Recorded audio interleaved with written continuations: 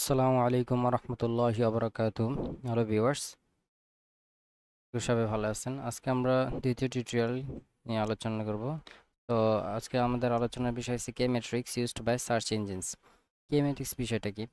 তো প্রথমে আমরা লিঙ্কস বিষয়টা একটু বুঝে নিই। লিঙ্কসটা হলো the links from other sites are called backlinks. Backlinks জিনিসটা কি? অন্য সাইট থেকে যে আমাদের বিভিন্ন লিঙ্কগুলো আসে একটা ওই পেজে, তো সেগুলোকে আমরা বলে থাকি ব্যাকলিঙ্কস। আর এই লিঙ্কসগুলো বেসিক্যালি হেল্প করে যে র্যাঙ্কিং পজিশনটা বাড়িয়ে দিতে, কোনো একটা ওয়েবসাইটের র্যাঙ্কিং পজিশনটা বাড়াতে।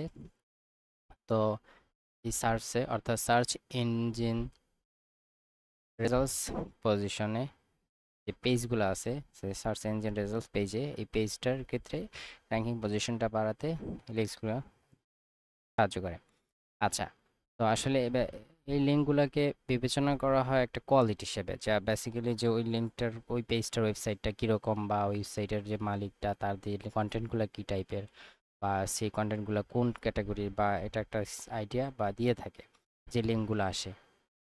আচ্ছা, তারপরে আমরা যদি দেখি যে কন্টেন্টটা কি? কন্টেন্ট হলো বেসিক্যালি কোনো লিঙ্কে অর্থাৎ যেই কোনো পেজে যেই উপাদানগুলো থাকে, যেমন the quality of content is also a vital parameter in determining the ranking of a site. অর্থাৎ একটা সাইটের যে র্যাঙ্কিং পজিশন সেটাও অনেকটা নির্ভর করে এই কন্টেন্টগুলোর উপরে। কন্টেন্টগুলো যদি আপনার এডিশনগুলো খুব স্মার্ট হয়, অথবা আপনার ভিডিও, ভয়েসিং, অডিও এক্সেট্রা এগুলো যদি খুব ভালো মানের হয়, তখন আপনার ওই ওয়েবসাইটটার র্যাঙ্কিং পজিশনটা অনেক ভালো পর্যায়ে চলে যায়।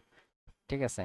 এবং সেটা যদি একটু ইউনিক টাইপের হয়, যে আদার্স মানে অন্যান্য যে কি আদার যে কন্টেন্টগুলো আছে, ভিডিওগুলো আছে, বা রিলেটেড যে টপিকগুলো আছে, সেটা যদি সেগুলো থেকে যদি আপনারটা একটু ইউনিক রিলেভেন্ট অর্থাৎ একটু ইনফরমেটিক্স টাইপস হয়, তো আপনার ওই ওয়েবসাইটটা একটু আলাদা টাইপের।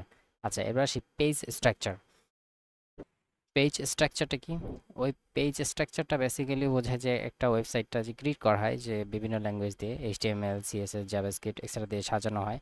তো সেটার কারুকলাম বা গঠনগুলো যদি একটু স্ট্যান্ডার্ড টাইপের হয়, এবং সেগুলোর ইউআরএল বা টাইটেলগুলা বা ট্যাগগুলা এগুলা বিভিন্ন পেজ দিয়ে যারা ল্যাঙ্গুয়েজ দিয়ে করে থাকেন তারগুলো যদি একটু প্রুভেবল হয়ে থাকে এই সাইটগুলা, তখন ওইটা আরও একটু ওই পেজটার ওই সাইটটা একটু আরও অ্যাট্রাকটিভ হয়ে থাকে, বা একটু র্যাঙ্কিং পজিশনে চলে যায়।